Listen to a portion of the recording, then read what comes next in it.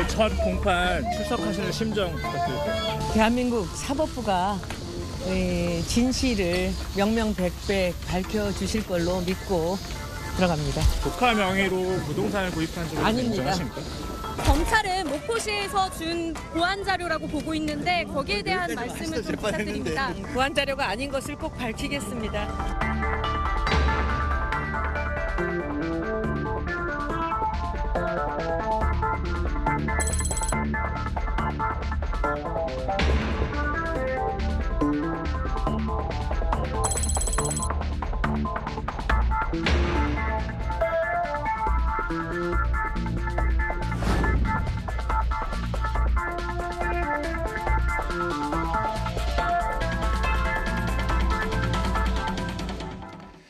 손혜원 전 의원 SBS 끝까지 판다팀이 2019년 1월에 집중적으로 보도를 했고요. 상당한 논란이 있었고 검찰 수사로 이어져서 1심에서는 부패방지법 위반 혐의도 유죄로 인정이 돼서 징역형도 선고를 받았는데 2심 어제 있었던 항소심 판결에서는 부패방지법 위반 혐의에 대해서는 무죄가 나왔고 부동산 관련법에 대해서만 유죄가 인정돼서 벌금 1,000만 원으로 형이 감경됐습니다. 자세한 판결 내용을 김성훈 변호사와 함께 여러분께 전해드리겠습니다. 어서 오십시오. 안녕하세요. 변호사님, 항소심 재판부의 무죄 판단 이유, 핵심적인 이유는 뭡니까? 네 글자로 말하면 주된 목적에 있습니다. 주된 목적. 어떻게 보면은 객관적인 사실관계는 항소심 때까지 이미 1심과 크게 다를 바 없이 인정이 된 부분이 있죠. 즉, 이 관련돼서 개발 계획을 5월 18일에 취득했고 그 개발 계획을 취득한 전후에 부동산에 매입한 사정과 관련돼서는 이미 객관적으로 나타나 있는 상황이었습니다. 네. 다만 여기에 대한 평가가 달랐습니다.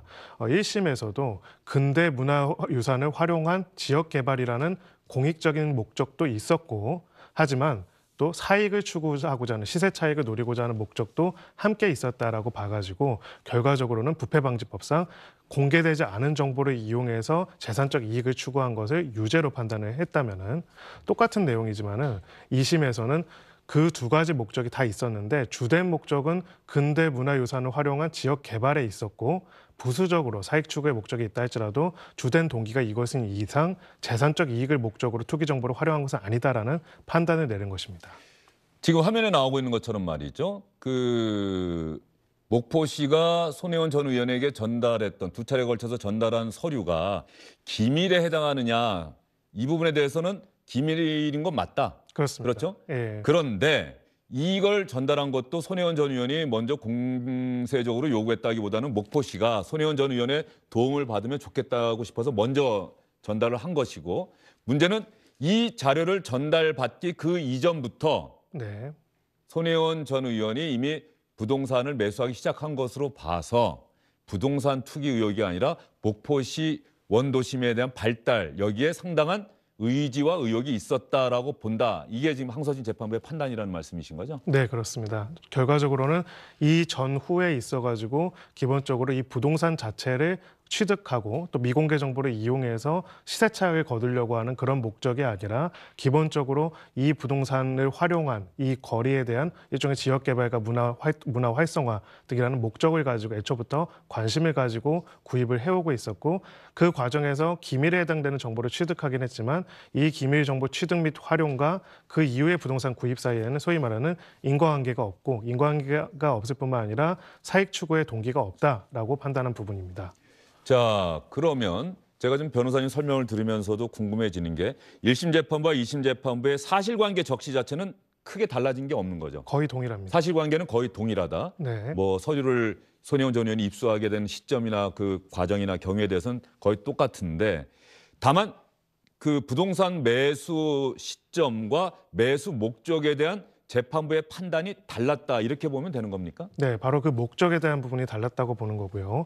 1심 재판부도 이러한 공익적인 목적 그리고 이 기밀 정보를 취득하기 전에 부동산 세 채를 매수한 사실에 대해서는 똑같이 인정을 했었습니다. 즉 공익적 목적도 일부 있었지만은 주된 목적은 시세 차익을 거두고자 하는 것에 있었다라고 봐서 유죄로 판단을 했다면은 2심 재판부는 똑같은 사실관계지만 주된 목적, 이 사익 추구라는 거는 소위 말해서 시세 상승에 따른 이익이라는 거는 부수적인 공익적인 목적에 불과했고 근대 문화유산 개발이라는 것이 더 주된 목적이었기 때문에 이것은 이 범죄가 요구하는 소위 말해서 재산적 이익 추구 목적에는 해당되지 않는다고 봤습니다.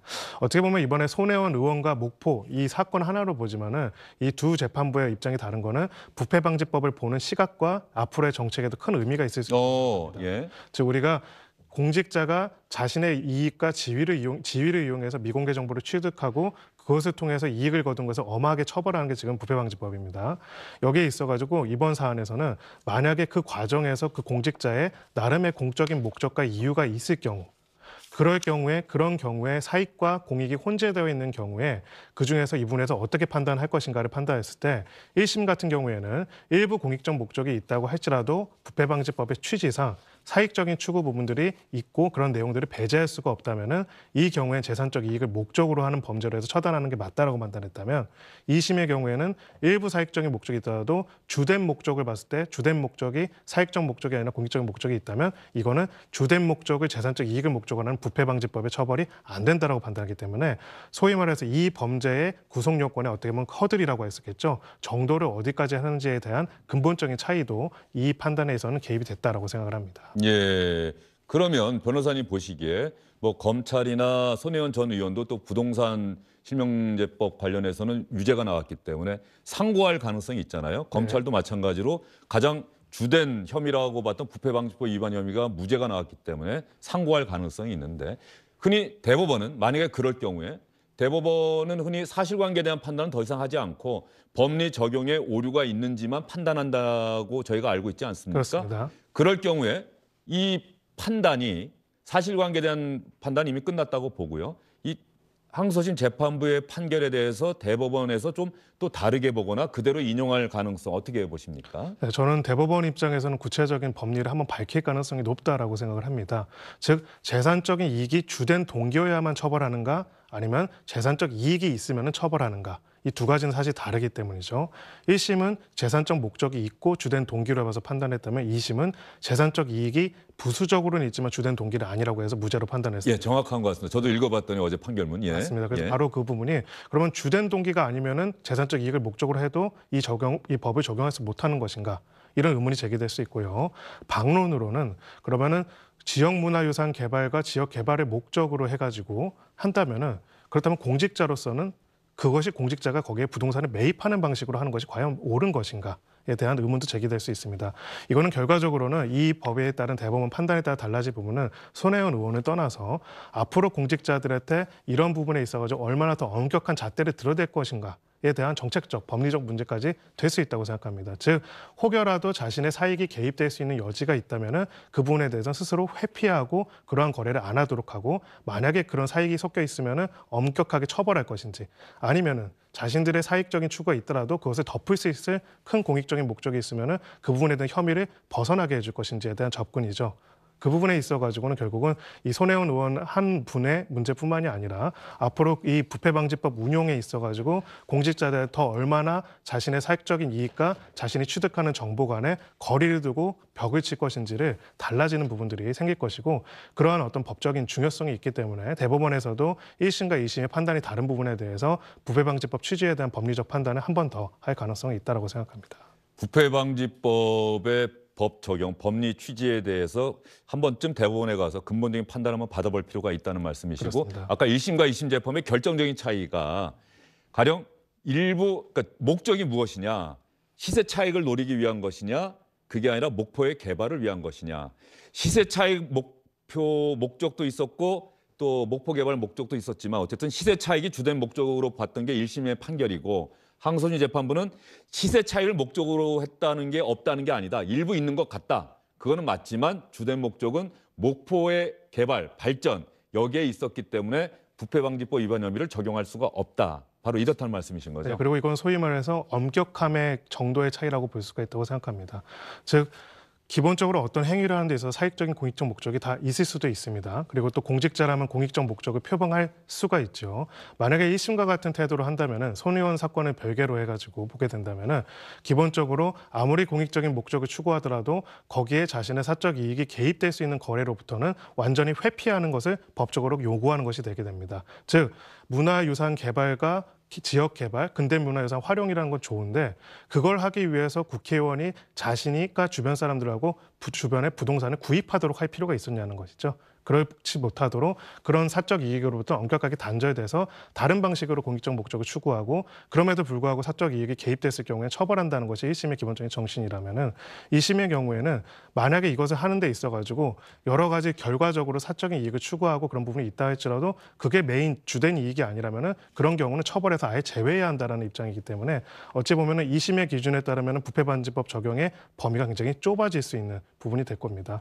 그래서 사실은 대법원에서 판단함에 있어서는 이 법 자체의 법리뿐만 아니라 이 법이 제정된 취지와 앞으로 어떻게 작동될 것인지 앞으로 우리가 이 법을 통해 가지고 공직자들한테 기밀 정보를 취득하고 접근이 가능한 권력을 가진 공직자들한테 어디까지 요구할 것이고 어디까지의 거리를 요구할 것인지를 결정해야 하는 부분이기 때문에 그런 고민을 담아 가지고 판결을 선고할 가능성이 높다라고 생각합니다. 네, 알겠습니다. 검사나 손혜원 전 의원 측에서 상고할 경우 네. 알겠습니다. 그러면 손혜원 전 의원 어제 판결이 끝난 후에 어떠한 반응을 보였는지 손혜원 전 의원의 소감 한번 들어보겠습니다. 오늘 부분적으로 유죄가 있었고 그리고 가장 중요한 그 부패방지법 관련돼서는 이제 전체적으로 무죄를 받았습니다. 이 3년 동안에 걸렸습니다. 진실이 밝혀지는데 그리고 이 일부 언론의 공작으로 시작된 이 투기꾼 누명에서 벗어난 것만으로도 오늘 굉장히 감사하게 생각을 합니다.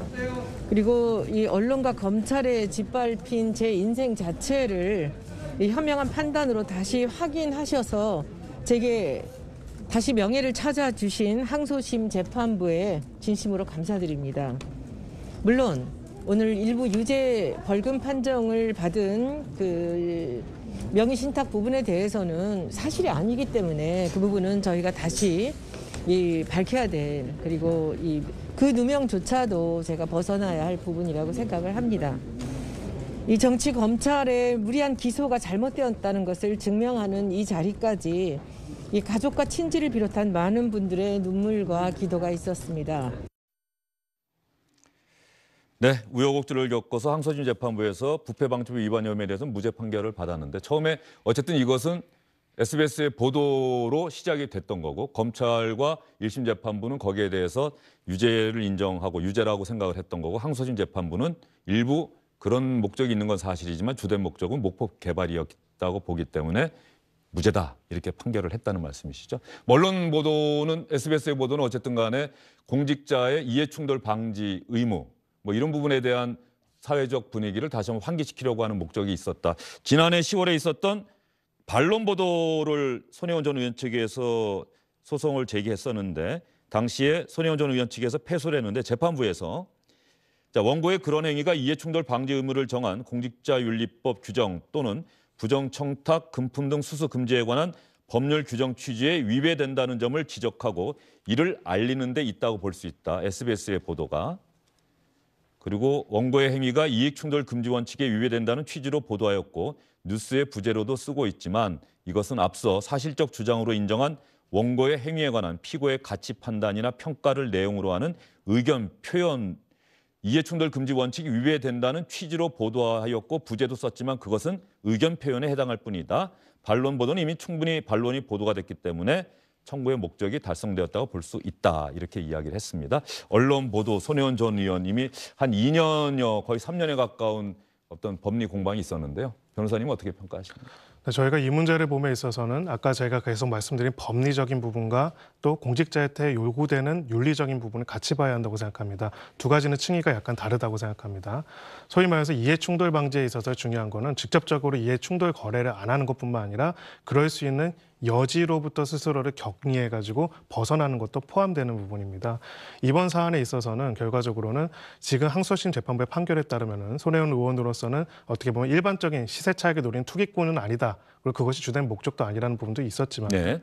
또 손혜원 의원께서 달성하고자 했다라고 하는 바로 그런 공익적인 목적이라는 것이 자신의 재산을 거기다 투입하고 그 재산에 따라서 차익을 얻을 수 있는 거래라는 방식을 통해서 이루어졌어야 하는가 혹은 그렇게 이루어지는 것이 바로 그런 오해를 사고 문제를 사고 그렇게 사익과 공익이 섞일 수 있는 부분들을 엄격하게 분리시킬 것을 요구하는 윤리적인 기준, 공직자 윤리적인 기준에서 타당한 것이고 적합한 방식인지에 대해서는 이 부패방지법 유무죄에 대한 거와는 별개로 판단과 논란이 필요하다고 생각을 하고요.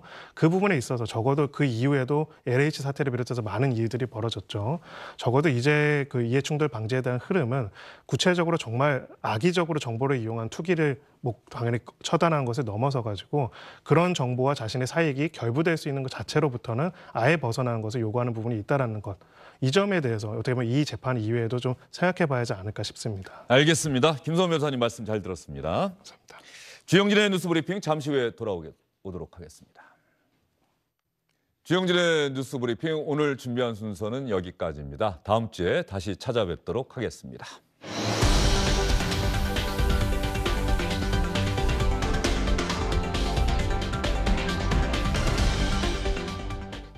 안녕하십니까, 주영진입니다. 더 많은 뉴스와 라이브 이벤트를 보고 싶으시다면 화면 오른쪽을 눌러서 구독해 주시기 바랍니다. 저희 SBS 앱을 다운로드 받으시면 뉴스 속보 알림도 받아보실 수 있습니다. 텔레비전으로도 SBS 뉴스, 유튜브로도 SBS 뉴스 잊지 마시기 바랍니다.